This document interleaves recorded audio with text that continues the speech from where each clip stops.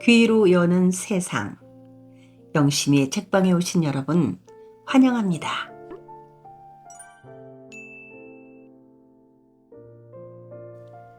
지금 우리는 문순태 작가님의 도리화가 3편을 함께하고 있습니다. 지난 2편에서 모암서원에서 쫓겨나 산천 유람이나 하겠다고 길을 나선 신재효는 북장단과 노랫소리에 끌려 들어간 외딴집에서 무당의 아들인 유서방과 소리를 하는 그의 딸 봉선이를 만납니다. 신재효는 백양사로 넘어가는 길목의 주막에서 퉁소장이 국노인을 만나 퉁소 소리에 그만 쏙 빠져서 퉁소를 배우고자 합니다. 이야기는 계속됩니다.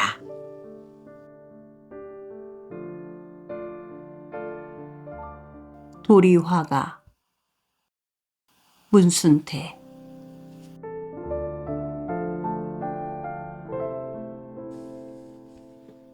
저만큼 앞서가던 신재효가 두 사람이 가까이 오기를 기다리고 서 있다가 또삼이 행색을 보더니 박장대소를 했다.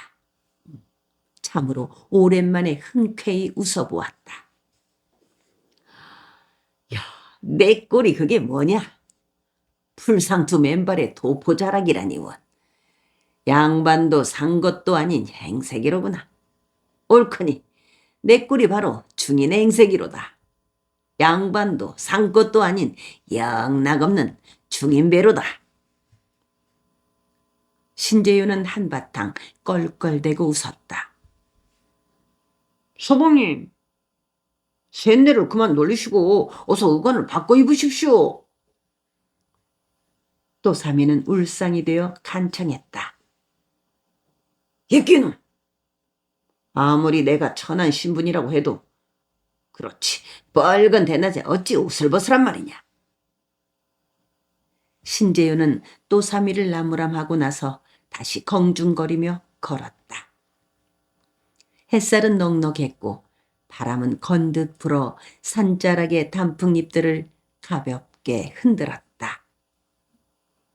백암산 골짜기가 가까워질수록 만산 홍엽의 자태는 흐드러지게 불을 뿜듯 하였으며 향긋한 단풍 냄새가 뼛속까지 스며드는 것 같았다. 가식적이고 하찮은 신분의 껍질을 벗어버린 신재효는 난생 처음으로 자유로움을 느꼈다. 몸도 마음도 날아갈 듯 가벼워졌다.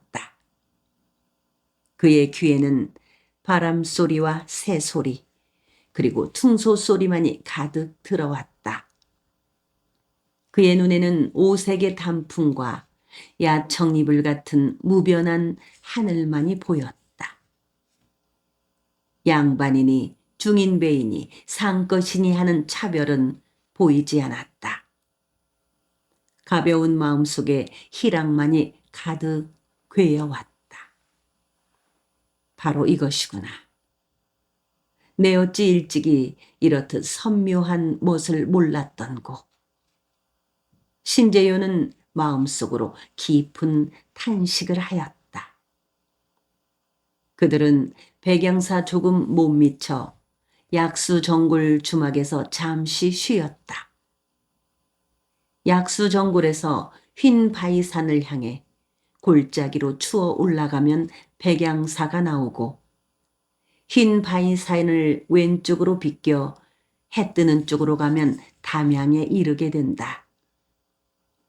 정읍 쪽으로 세제를 넘어 담양 쪽으로 빠지는 길손들과 백양사에서 불공을 들이러 가는 불도들이 이곳에서 잠시 쉬어가는 길목이라 약수정굴 주막은 언제나 북적거렸다.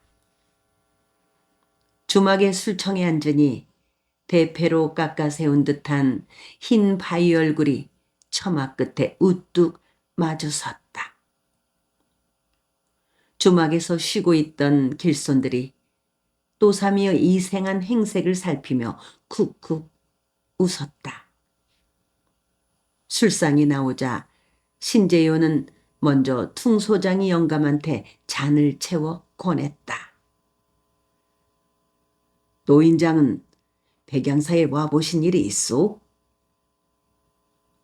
신재효는 퉁소장이 노인이 잔을 비우기를 기다렸다가 뚜벅 물었다.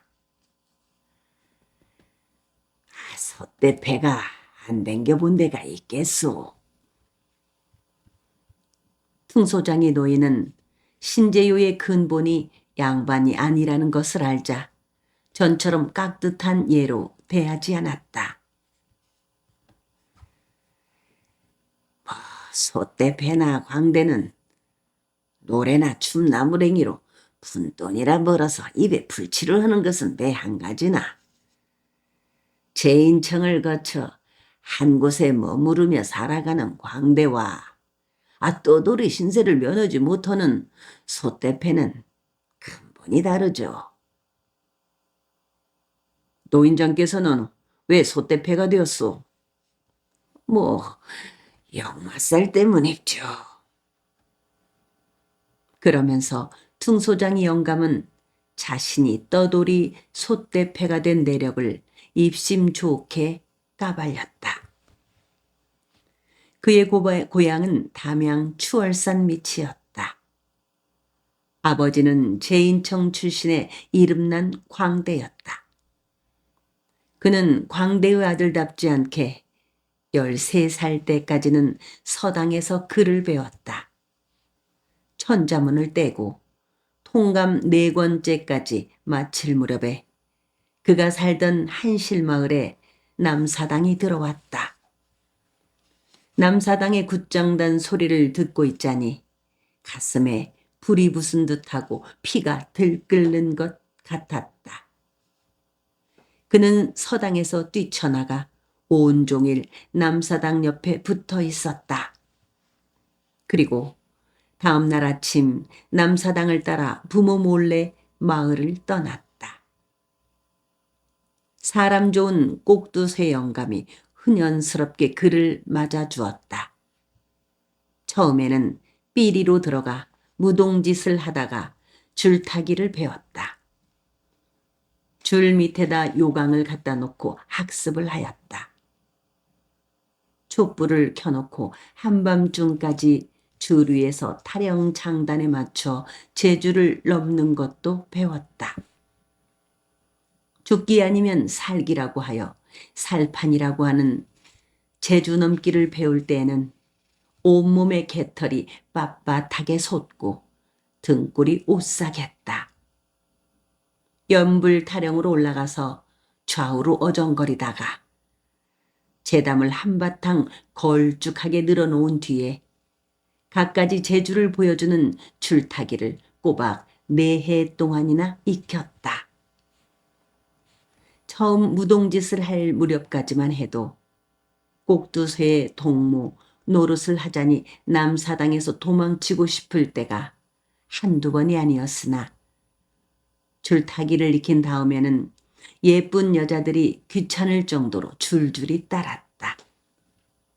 그가 꼭두쇠를 동무 노릇을 그만두자 꼭두쇠장 영감은 어디에선가 14대쯤 먹은 미소년을 데려와서 대신 무동짓을 시켰다. 물론 새로 들어온 미소년이 동무 노릇도 하였다. 여자라고는 한 명도 없는 남사당 패여서 꼭두쇠를 비롯한 여러 사내들은 동무를 마치 여편네처럼 돌봐주며 한껏 욕정을 풀었다. 15안팎의 삘이나 무동짓을 하는 소년들은 기실 남사당패 사내들의 욕정을 풀어주는 놀이객감의 역할까지도 해야만 했다.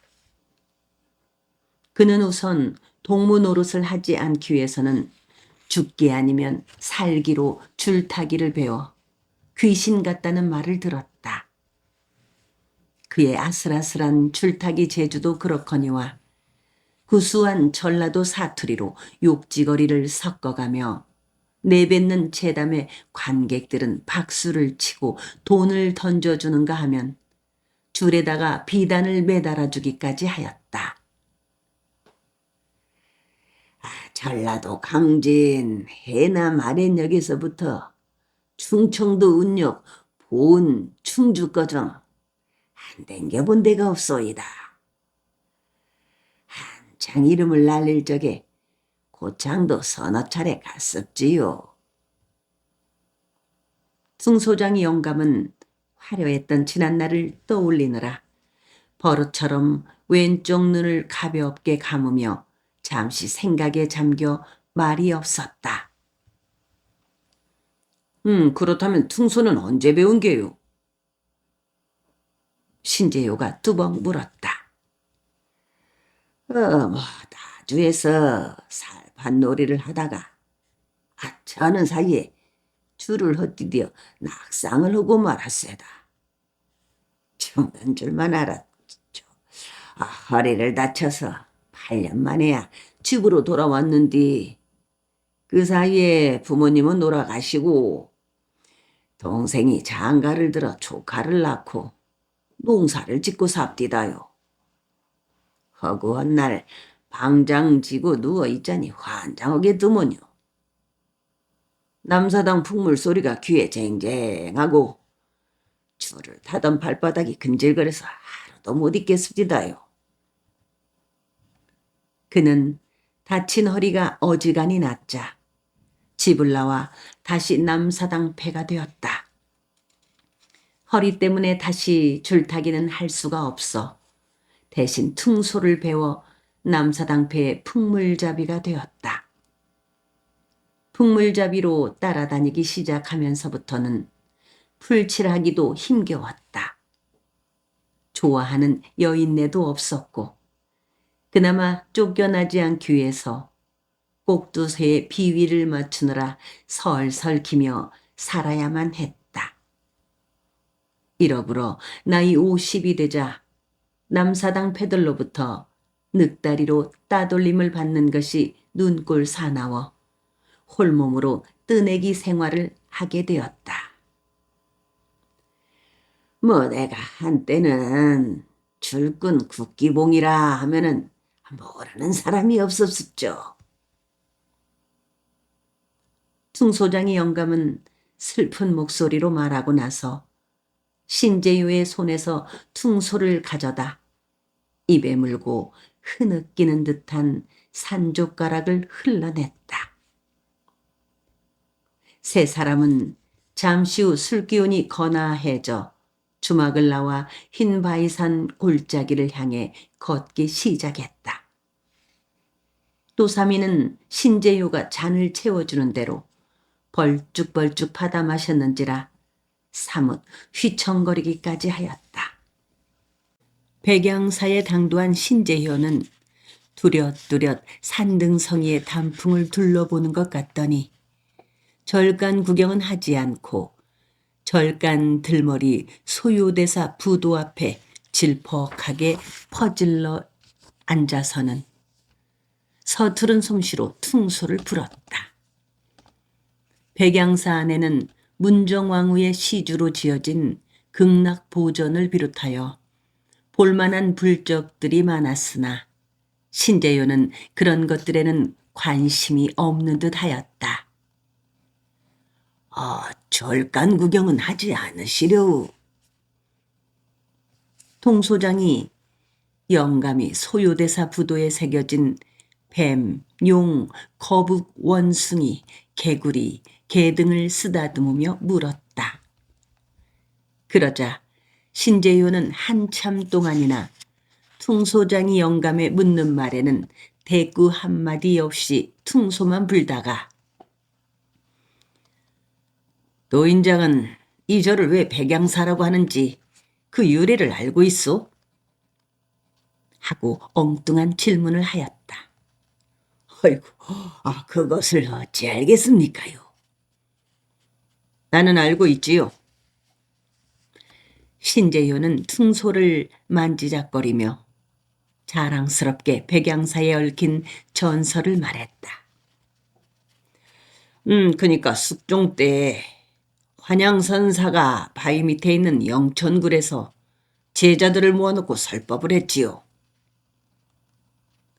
환양선사가 설법을 할 때는 나무와 바람까지도 숨을 죽였다. 제자들이 무아지경 속에서 설법을 듣고 있을 때 흰 양 한 마리가 백악봉으로부터 내려와 선사 앞에 이르러 귀를 기울였다. 선사의 백년경 설법이 끝나자 흰 양이 눈물을 흘리면서 이 짐승도 원래는 신이었는데 하늘로부터 죄를 짓고 양이 되었는 바 옥황상제께서 백악봉 밑에 고명한 스님이 설법을 하고 있으니 내가 그 스님의 설법을 듣고 감동을 받게 되면 다시 옛날과 같이 하늘로 돌아와 올 수 있게 해주겠다고 약속을 했는데 선사의 설법에 크게 감동한 나머지 눈물까지 흘려놓으라면서 몇 번이고 고개를 조아리며 고마움을 나타낸 뒤 어디론가 사라져버렸다. 이런 연유로 하여 이 절을 백양사라고 하였다. 진각국사와 서산대사, 소요대사, 진묵대사, 연담선사, 양악선사, 경담율사 같은 큰 스님들도 모두 백양사를 거쳐가셨지요.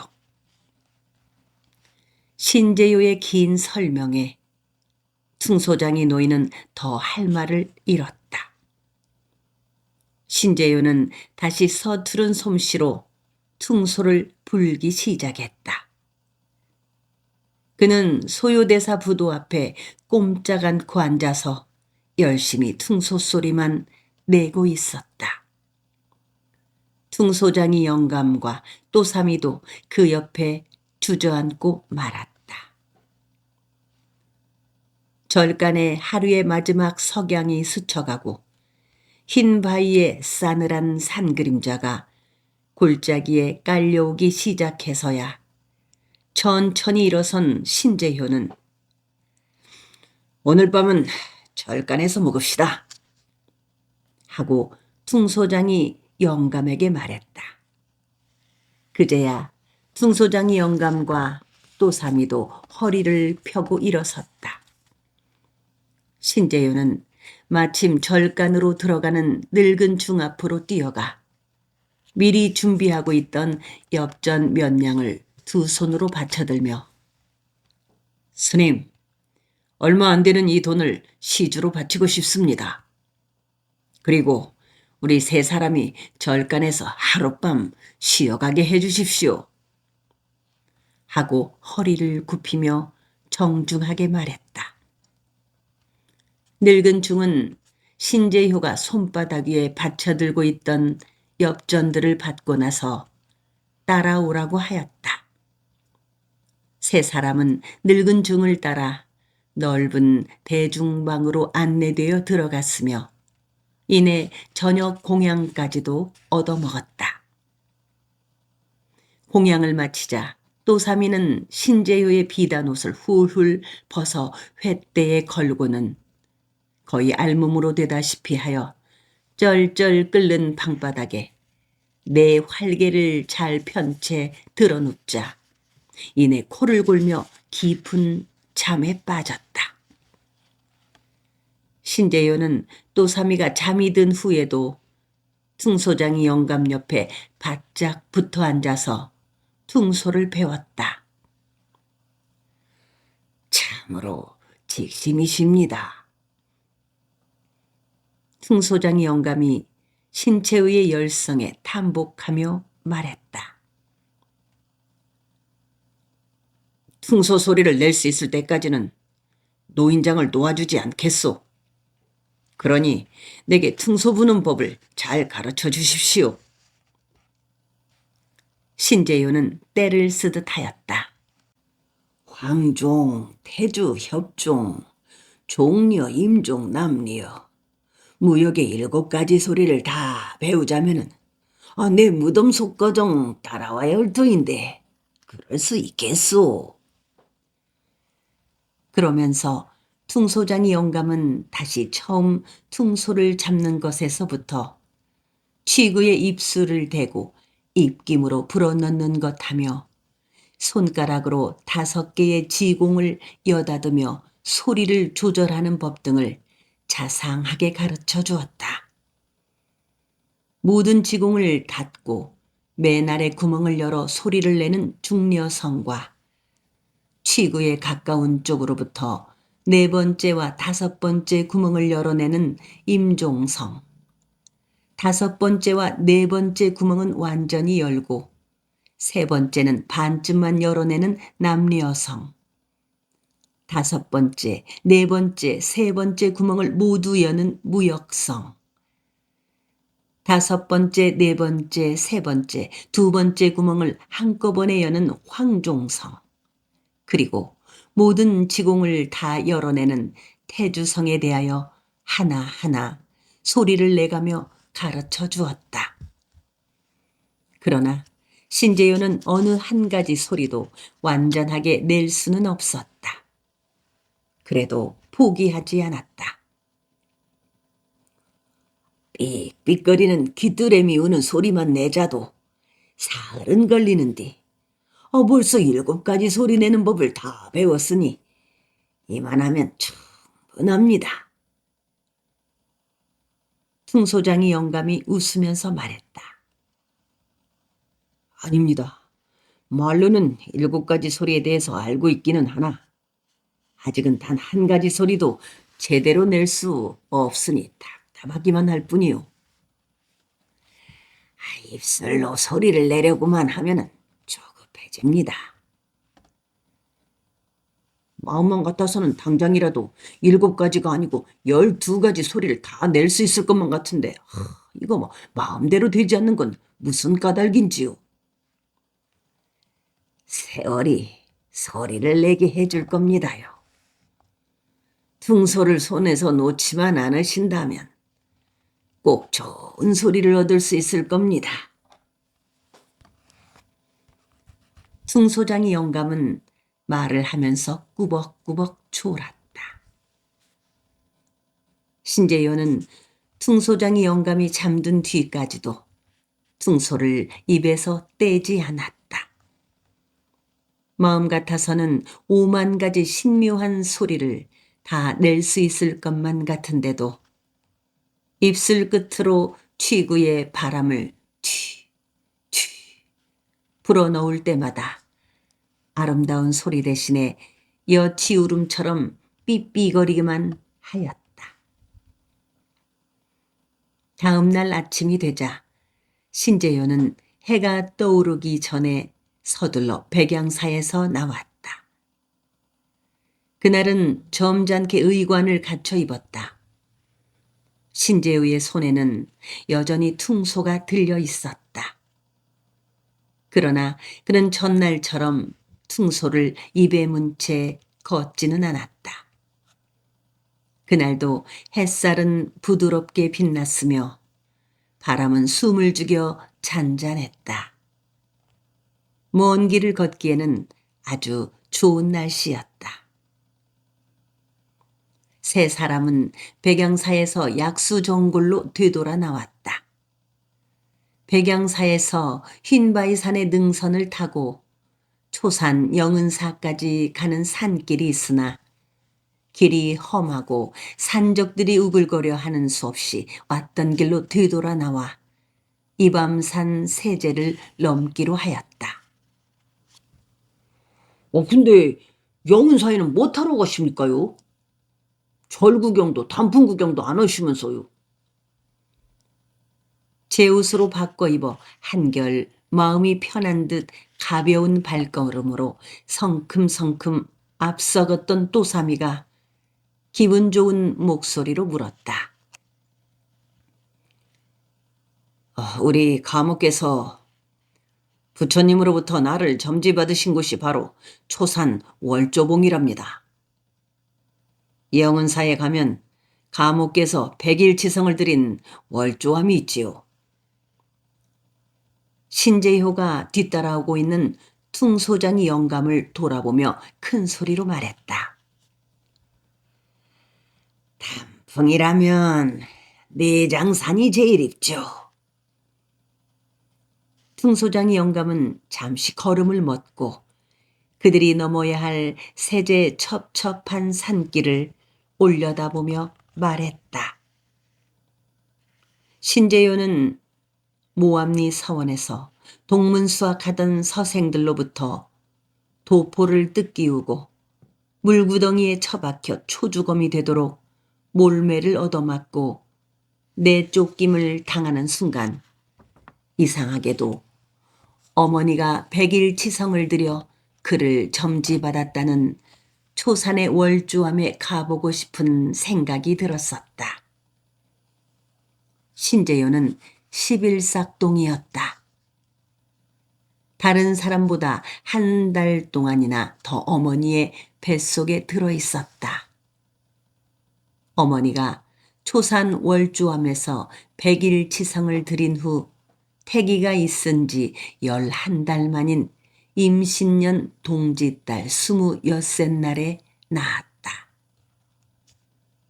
신재효를 낳았을 때 그의 아버지 신광읍의 나이 42이었고 어머니 경주 김씨는 27이었다. 그의 아버지는 일찍이 서울에서 고창고을의 경주인 노릇을 할 때 전주 이씨 집안의 규수를 맞아들였으나 혼인한 지 20해가 지나도록 소생이 없었다. 신광읍은 아내가 세상을 뜨자 자신의 나이보다 15살 아래인 경주 김씨를 제치로 맞아 곧장 고창으로 내려왔다. 신광읍은 아들 재효가 태어나던 해에 집들의 벽오동 2그루를 심었다.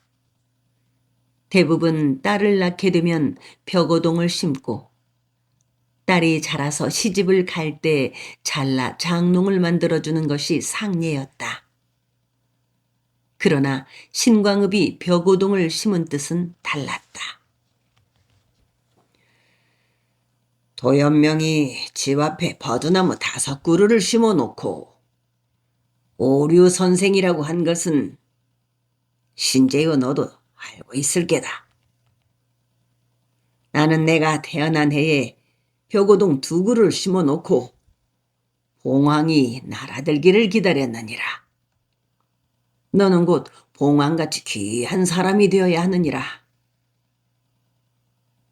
신재효가 15살이 되자 임신년 신재효라는 성명과 생년 간지를 쓰고 관부에 낙인이 찍힌 호패와 함께 동리라는 호를 지어주며 일러준 말이었다. 소리기생 금선이. 신재효와 퉁소장이 영감 그리고 또삼이 등 3사람이 세제를 넘어 초산 땅 이밤리에 당도했을 때는 정오가 다 되었다. 마을 앞을 지나면서 요기를 할 만한 주막을 찾고 있는데 마을 안에서 북장단에 맞춰 여인의 노랫소리가 들려왔다. 얼핏 듣자니 그가 이틀 전 비단골의 외딴집에서 흘러나온 앳된 여자아이 노랫소리와 비슷했다. 그러나 지금 들려오는 노랫소리는 상청으로 달라붙이는 수리성이며 소리를 하다가 기이한 가락으로 입안에서 돌리는 품하며 통성으로 터뜨리다가 음정을 줄이는 서재침이 뛰어난 제법 목이 트인 여자의 노래가 분명했다. 신재효는 잠시 걸음을 멈추어 선 채 노랫소리에 귀를 기울였다. 그는 어렸을 때부터 아버지가 집으로 소리꾼을 자주 초대하여 소리판을 벌였었기에 소리꾼들이 여러 가지로 목 쓰는 법을 어느 정도 알고 있었다. 네 집에선가 소리판이 열린 모양입니다요. 퉁소장이 영감이 마을 한쪽을 굽어보며 말했다. 소리판이라니요? 부잣집 환갑잔치에 광대를 불러온 겁죠. 그렇다면 잔치집으로 갑시다. 신재유는 앞장을 서서 마을 안길로 접어들었다. 잔치집에는 뭐 타러 가십니까요? 또삼이가 투정을 부리듯 튕겨댔다. 잔치집에 가면 광대의 소리도 듣고 요기도 할 수 있지 않겠느냐? 참 서방님도 잔치집에서 걸식을 하게요? 잔말 말고 냉큼 따라오거나 하거라. 신재효는 뒤도 안 돌아보고 바쁜 걸음으로 당산나무 앞을 지나 큰 두껍다리를 건넜다. 마침 마을에서 나오는 젊은이가 있어 어느 댁에서 무슨 잔치가 있느냐고 물어보았다. 천봉댁에서 참봉날이 환갑잔치가 있었죠. 초산에서 광대들 가정 불러왔습니다요.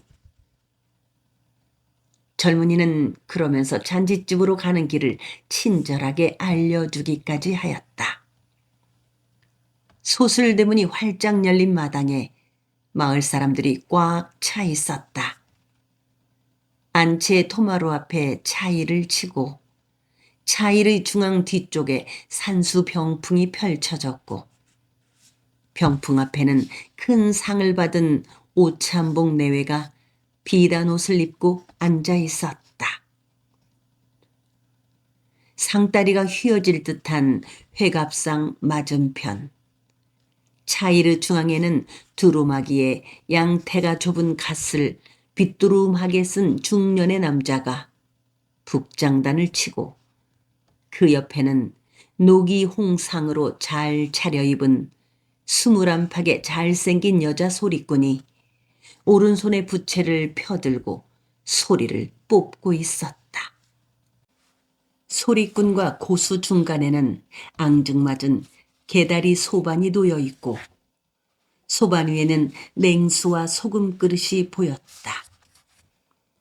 고수는 왼손으로 북통을 잡고 오른손에 북채를 쥐어 장단을 맞추며 아이고 좋다 연발 흥을 돋우었다. 아이고 소리보다는 고수 솜씨가 더 낫구먼요. 소리꾼이 꽃이라면 고수는 나비와 마찬가지인데 저 여자 소리꾼은 흔한 산국이고 고수는 나비 중에 나비로구먼요. 옆에 서 있던 퉁소장이 영감이 신재우의 귀에 속삭이듯 말했다. 그러나 신재우가 듣기에는 소리가 더 마음에 들었다. 여자 소리꾼의 뛰어난 미모에 마음이 끌린 때문인지도 몰랐다. 고수라고 하면 소리꾼의 밀고 달고 맺고 푸는 소리의 생사맥을 알아야만 부채를 잡을 수가 있었죠. 그럴라 치면은 고수는 소리꾼의 속마음을 손금 들여다보듯 환하게 알고 있어야죠. 퉁소장이 영감이 다시 말했다. 소리꾼의 속마음을 알다니요? 다 알아야죠. 소리꾼한테 정인이 있는가 없는가, 기쁜 마음인가 슬픈 마음인가 하는 것까지 말입니다. 아니 그런 것을 어찌 다 알 수가 있단 말이오. 광대가 되면 광대의 마음을 꿰뚫어 볼 수가 있었지요. 광대가 되면? 그렇고 말고시오. 소리꾼 여자는 심청과 한 대목을 뽑고 있었다. 그녀는 맛있게 당금질하면서 엄모리가락으로 신봉사가 개천에 빠져 봉은사 화조승의 도움을 받는 대목을 노래한 후 안일이를 계속했다. 신봉사가 퍼뜩 정신을 차려. 그 네가 나를 살렸소이까? 예, 소승은 몽은사 화조승이 온디 시주하러 나왔다가 몽은사로 돌아가는 길에 개천에 빠져서 허우적거리는 봉사님을 구하였소. 허허, 죽을 사람을 살려주시니 이 은혜 참으로 백골난망이오다.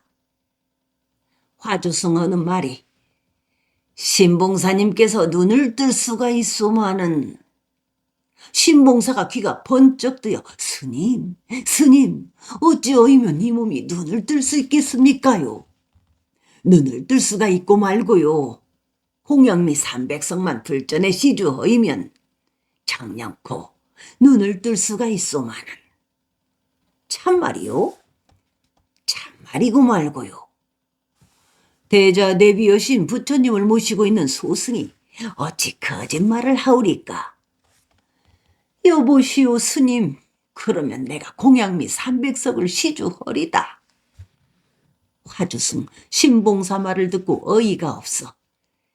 신봉사님 가세로는 300석은 고사하고 단 석대도 마련기 어렵거늘 어찌 그런 말을 하시오? 내 기필코 300석을 부처님 전에 바칠 것이니 약조를 합시다. 여보시오 신봉사님, 부처님 전에 거짓말을 하시면 눈 뜨는 일은 고사하고 안전뱅이가 될 터이니 그리하시오. 신봉사 화조승과 내월 보름날 거정 공양미 300석을 몽은사 부처님 전에 시주허기를 약주하고 집으로 돌아와 곰곰이 생각하이니 참으로 눈앞이 캄캄하구나. 안일이를 끝낸 소리꾼은 다시 부채를 허공에 휘저으며 중무리로 넘겼다. 허허, 저리 되면 심청이의 효성이 돋보이지 않을 텐디. 소리를 듣고 있던 신재효가 안타까운 얼굴로 나지막이 말했다. 심청이 효성이 뭐라고시오? 퉁소장이 영감이 물었다. 나 같으면 저 대목을 말이오. 공양미 300석을 시주키로 약조한 것 말이오. 기왕이면은 신봉사 자신이 아니고 심청이가 화주승한테 말하는 것으로 하겠소. 그래야 심청이의 효성이 살아나지요.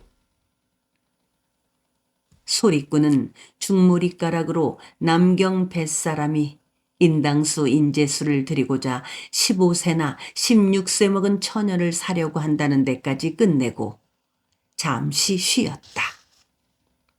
소리가 끝나자 잔치집에 모인 사람들에게 음식 대접이 있었다.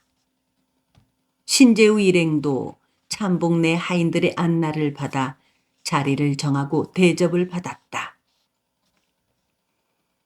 또삼이 너 냉큼 고수를 만나서 소리꾼이 언제 초산으로 떠날 것인지 알아보고 오너라. 음식상을 물린 신재효가 또삼이에게 넌지시 말했다. 그 사람들은 또 뭐 땜시? 신재효 마음을 헤아리지 못한 또삼이가 뜨악한 표정을 지었다. 냉큼 시키는 대로 하거라. 신재효는 소리꾼 일행과 초산까지 동행을 하고 싶었다. 그런 신재유의 의중을 10분 알아차린 퉁소장이 영감은 내심으로만 벙긋이 웃음을 삼킬 뿐이었다. 풍류를 가까이 하려는 그가 마음에 들었다. 잠시 후에 또삼이가 고수를 데리고 왔다. 이리 앉으시지요. 네, 북채는 잡아보지 않았으나 잠시 전에 소리를 들었는데 응고하는 솜씨가 대단하더이다. 신재효는 일단 고수를 추어 올려주고 나서 자리를 비켜 앉혔다. 과찬의 말씀이옵니다. 키가 작달막하고 몸피가 왜소해 보이는 고수는 신재우의 나이 비록 젊으나 입성이며 사람을 대하는 태도가 범상치가 않아 잠시 그 옆에 앉으며 인사치레에 대한 담례를 하였다. 그는 신채요를 회갑잔치의 내각으로 알고 흔연스럽게 대해주었다. 잠시 전 심청가를 부른 광대가 초산에서 왔다는디 초산 어디에 사는 누구이까? 신재요가 점잖게 목소리를 깔고 물었다. 예, 초산 기생 금선이옵니다.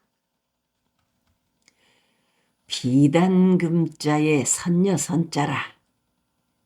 과시 비단같이 고운 선녀이더이다. 인물치레도 출중하고 소리 또한 수리양성이 풍부하여 좌중을 사로잡을 만합니다. 허나 금선이가 하마는 수국이라면 고수어른은 나비 중에서도 으뜸인 신선나비고요. 옆에서 잠자코 듣고 있던 퉁소장이 영감은 신재요의 말솜씨에 척이 놀랐다. 고수 역시 양반 행색의 젊은이가 하찮은 광대한테 깍듯하게 예를 갖추어 말하는 태도에 감동하여 묻는 대로 머리까지 주걱거리며 흔쾌히 대답을 해 주었다. 나도 초산까지 가는데 우리 동행을 합시다. 신재요의 말에 고수도 좋다고 하였다. 그는 고수를 통해서 금선이에 대한 일신상의 이야기들을 대충 알아냈다. 금선이는 21살로 성씨는 윤씨이고 16살 때 초산 사는 양진사가 머리를 얹었고 집을 마련해 주어 기방을 차리게 하였으나 양진사는 2년 전에 세상을 떴다는 것까지도 말해 주었다. 고수얼은 오늘 밤에 내 금선이 집에서 소리판을 벌이고 싶소만 어렵지 않겠지요?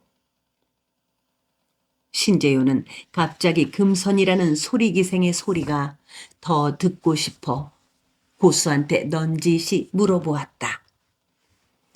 여부가 있겠습니까요?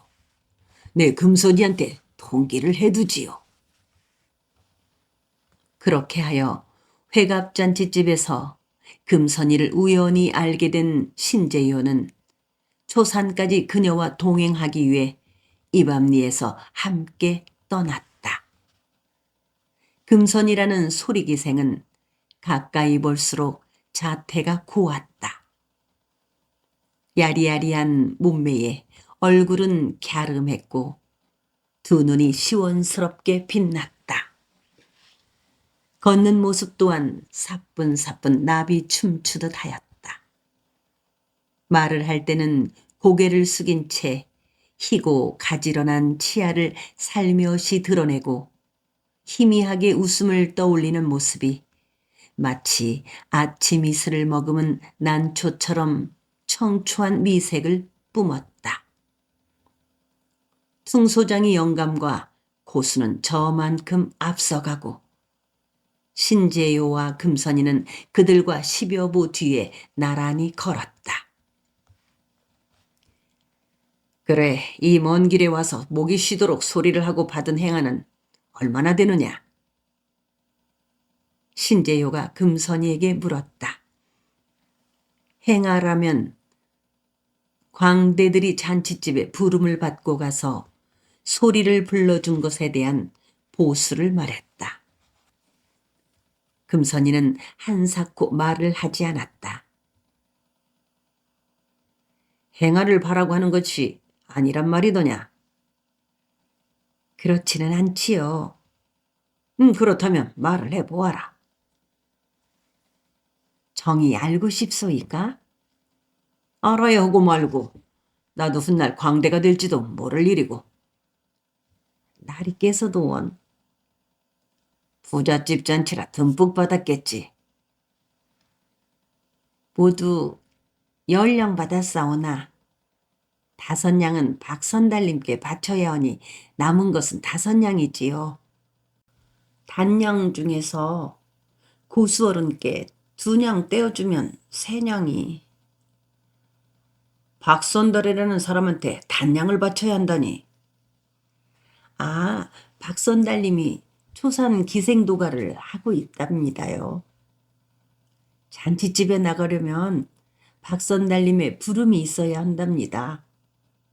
오늘 이 밤리에 온 것도 박선달님이 가라고 해서 온 거지요.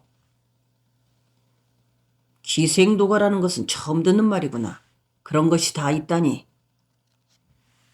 나리께서 사시는 고창에도 있을 텐디요. 기생이 있는 곳이면 어디나 기생도가가 있고 기생들의 끈앞풀을 한 손에 쥔 박선달님 같은 사람이 있습지요. 그래, 그 박선달이란 사람이 오라 하면 가고 가라 하면 와야 하는 게냐? 잘 말씀하셨습니다요. 박선달이라는 사람이 참 부럽구나. 내가 박선달이라면은 금손이를 마음대로 할 수 있을 테니 말이다. 그렇다고 마음대로는 하실 수는 없습니다. 어째서? 박선달님이 마음대로 할 수 있는 것은 우리를 잔치집에 보내고 안 보내는 일뿐이랍니다. 하기는 그렇구나. 하기야 이름 있는 광대라면 박선달님 같은 사람한테 매달리지 않아도 된답니다. 이름이 날리면 대갓집에서 아무개를 보내라고 지목을 해오니까요. 그러면서 금선이는 자신도 이름을 날리는 소리꾼이 되고 싶은 것이 소망이라고 하였다. 금선이는 12살 때 초산 기생청에 동기로 들어갔다. 그곳에서 꼬박 4년 동안 춤과 시조, 가야금, 예의범절 등을 배웠다. 시조는 평시조와 사설시조, 어시조를 배웠다. 풍류 선생이라고 부르는 사람한테서 가야금과 병창을 배웠으며 소리 선생한테서는 춘향가와 심청가 한 대목씩을 각각 익혔다. 기생들의 예의범절을 가르치는 사람은 기생청 안에서 관록이 붙은 행수기생이었다. 행수기생은 동기들을 모아놓고 회초리로 때려가며 엄하게 가르쳤다. 걸음 걷는 법, 앉는 법, 시선 두는 법, 절하는 법 등도 가르쳤다. 손님방에 들어갈 때는 언제나 한쪽으로 살짝 비켜서서 방문을 조용히 열어야 하고 문턱은 밟지 말아야 하며 소리가 나지 않게 방 안으로 들어서서는 나부시 내려앉은 다음 나비가 나래를 접듯이 반절을 하며 이름을 밝히게 되어 있다. 금선은 초산 기생청에 들어간 지 4년 후에 머리를 얹었다. 기생이 머리를 얹는다는 것은 곧 혼례를 올리는 것과 같다. 그 시절에 돈푼이나 있는 양반집 한량들은 동기의 머리를 얹어주는 것을 큰 자랑으로 삼았다. 머리를 얹어주게 되면 금반지며 금비녀 등 값진 폐물 외에도 살림을 장만해주고 덜어는 집을 사주기도 했다. 그 때문에 아무리 양반이라 해도 돈이 없으면 동기의 머리를 얹어줄 수가 없었다. 나이가 어리고 예쁜 동기가 욕심이 날 때는 화초머리를 얹어준다. 화초머리를 얹어주게 되면 너무 어려서 데리고 살지는 못하나 동기가 자라면 함께 살 수도 있다. 금선이에게 심청가와 춘향가 한 대목씩을 가르쳐준 소리 선생은 누구냐? 신재효는 그녀에게 소리를 가르쳐준 사람을 만나보고 싶었다. 그냥 소리 선생이라고만 불렀으니까 이름은 모르겠구만요. 지금도 그 소리 선생이 초산에 있겠구나. 3년 전에 죽었구만요. 그 소리 선생이 죽었을 때 그 밑에서 소리를 배운 초산의 기생들이 모두 소복을 입고 상여를 맺지요. 피부치가 없이 기생청마다 돌아다니면서 소리를 가르쳤더라고 하더만요. 그러면서 금선이는 떠돌이 선생의 죽음을 아쉬워했다. 그가 죽지만 않았더라면 그에게서 소리를 더 배울 수 있었을 텐데 이제 초산 안에서는 그녀를 가르쳐 줄 만한 소리 선생이 없음이 안타깝다고 했다. 금선이가 죽은 소리 선생한테서 배운 것은 바탕 소리 외에 겨우 춘향가 중에서 춘향이와 이별하는 대목과 심청가 중에서 심청이가 봉양미 삼백석 때문에 남경 선인들에게 팔려가는 대목뿐이었다. 그녀는 심청가도 춘향가도 어느 것 하나 똑 떨어지게 처음부터 끝까지 완창을 할 수 없는 것이 안타까울 뿐이었다. 죽은 소리 선생은 춘향가, 심청가 외에도 여러 가지 소리판을 알고 계셨지요. 여러 가지라면 어떤 것들 말이냐? 토생원 용궁 갔다 온 이야기, 홍보와 놀부 이야기도 알고 있었구만요. 대단한 소리 선생이었던 것 같구나. 그분 살았을 때 한 가지라도 떡 떨어지게 배워둘 것을 그러지 못했으니 후회뿐이랍니다. 그렇게도 소리가 배우고 싶으냐?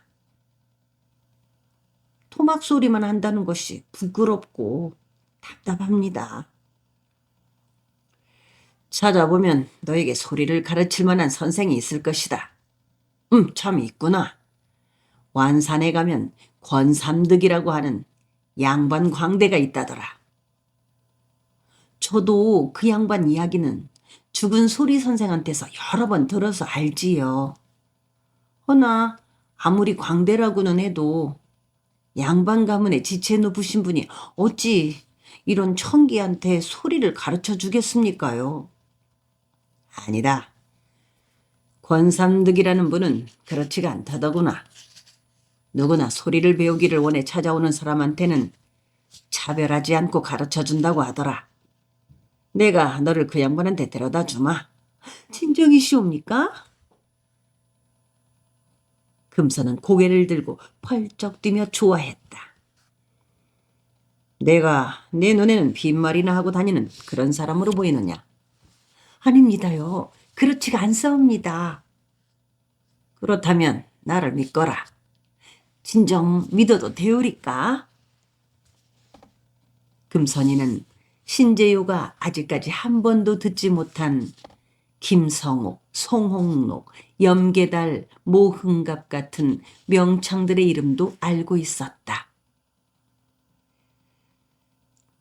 김성옥 선생은 가까운 여산에 살고 계신다는 말을 들었구만요.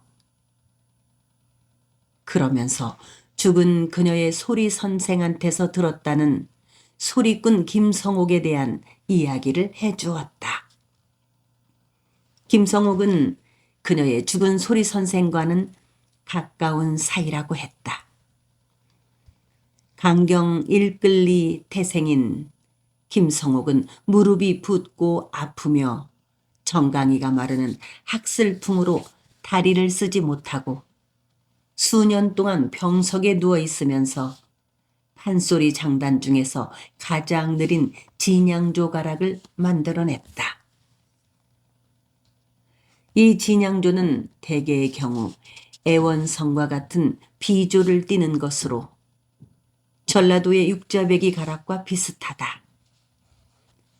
김성옥이 진양조를 만들어내므로 하여 소리판의 장단은 중모리, 중중모리, 자진모리 외에도 새로운 가락이 하나 더 불어나게 된 것이다.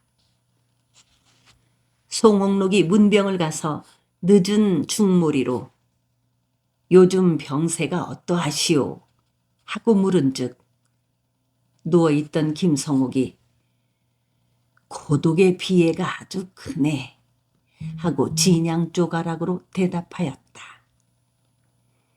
진양조를 처음 들은 송옥록은 크게 감탄하였고 그 이후부터 진양조 장단을 오랫동안 연마하여 완성을 보게 되었다고 했다. 송옥록은 전북 음봉 비전리 출생이다.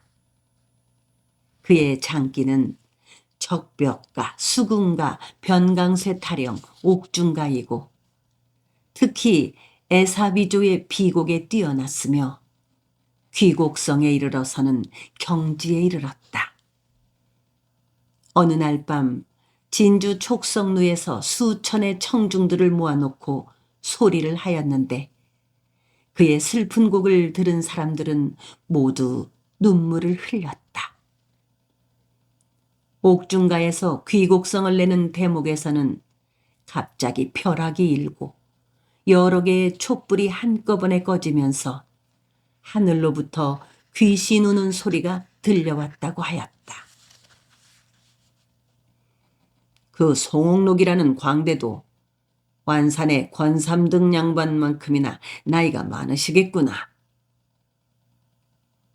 금선의 이야기를 듣고 나서 신재효가 뚜벅 물었다. 아니옵니다. 송옥록, 김성욱, 그리고 죽은 우리 소리선생 모두 동갑이니께 올해 34살이로구만요. 그 나이에 멀쩡한 사람의 눈에서 눈물을 뺄 만큼 명창이 되었단 말이냐. 신재효는 놀라서 잠시 입을 벌리고 하늘을 쳐다보았다. 대구 명렬이라고 하는 기생과 정인 관계였다 하더이다.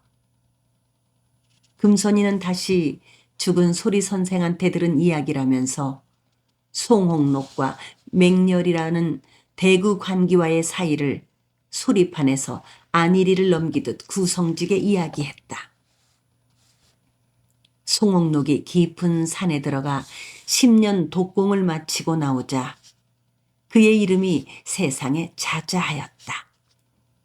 어느 날 대구 가명에 불려가서 소리를 하였는데 좌중이 모두 과연 명창이라면서 칭찬을 하였으나 기생 맹렬만이 아무 말도 하지 않았다. 송옥록이 그녀에게 왜 말이 없느냐고 묻자 천기가 듣기로는 아직 멀었습니다. 입에서 피를 3동이쯤 쏟아야 진짜 명창 말을 들을 수가 있을 것 같습니다. 하고 말했다. 송옥록은 그 길로 고향인 비전리로 돌아가 폭포 밑에서 다시 독공을 쌓기 시작했다. 그는 석 달 후에 피를 쏟았다. 엄청난 피를 쏟고 나자 목이 터졌으며 소리가 폭포에서 10리 밖까지 찌렁찌렁 울렸다. 득음을 한 송옥록은 다시 대구로 가서 소리를 하였는데 이때 기생 맹렬은 송옥록의 소리에 넋을 잃고 말았다. 그 후 맹렬은 운봉까지 송옥록을 찾아가서 자기를 버리지 말고 거두어 달라고 애원하였다. 맹렬은 송옥록의 첩이 되어 살다가 얼마 후에 진주 병사 이경하에게로 가버리고 말았다. 송옥록이 진주까지 맹렬을 찾아가자 이 병사가 그를 불러들여 수군가 중에서 토끼 배 가르는 대목을 불러보거라. 내가 한 번 웃기고 한 번 울리면 300냥을 내릴 것이로되 그렇지 못하면 너의 목숨을 빼앗고 말겠다고 하였다. 송옥록이 별이별 몸짓과 안일이 발림으로 재주를 다 부려보았으나 이 병사는 끝내 웃지 않았다. 답답한 송옥록은 이 병사 앞으로 기어들며 아이고 아이고 어찌하여 웃지 않으시오. 정녕 이 몸을 죽이려고 작정을 하시었소.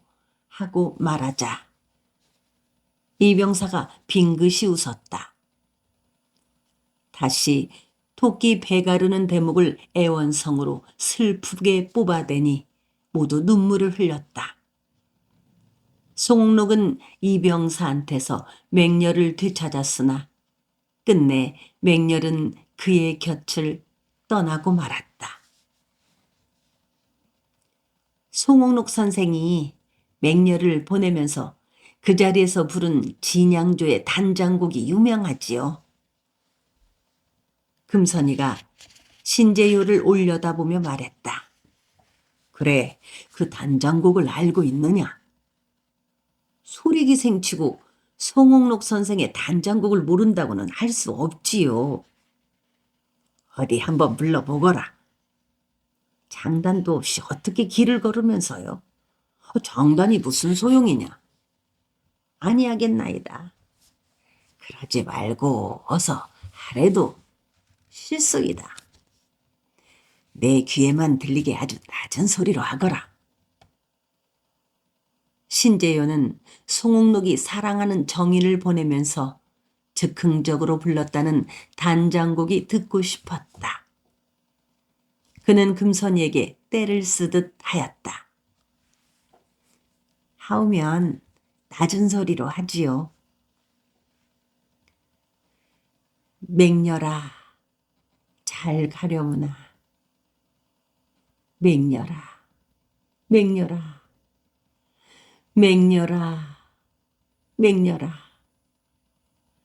맹렬아, 맹렬아, 잘 가려무나. 너 가려거든 정마저 가져가지. 몸은 가고 정은 남으니 쓸쓸히 빈 방 안에 외로이에 태우니 병이 안 될 소냐. 금선은 느린 진양조 가락으로 노래를 불렀다. 맹렬의 이름을 거듭 불러대는 소리에 애간장이 타는 듯하였다. 송옥록 그 사람 참으로 무엇을 아는구나. 노래를 듣고 난 신재효가 감탄한 어조로 말했다. 풍류와 멋으로 말하자면 광대들을 따를 수가 없지요. 내 말이 옳은 것 같구나.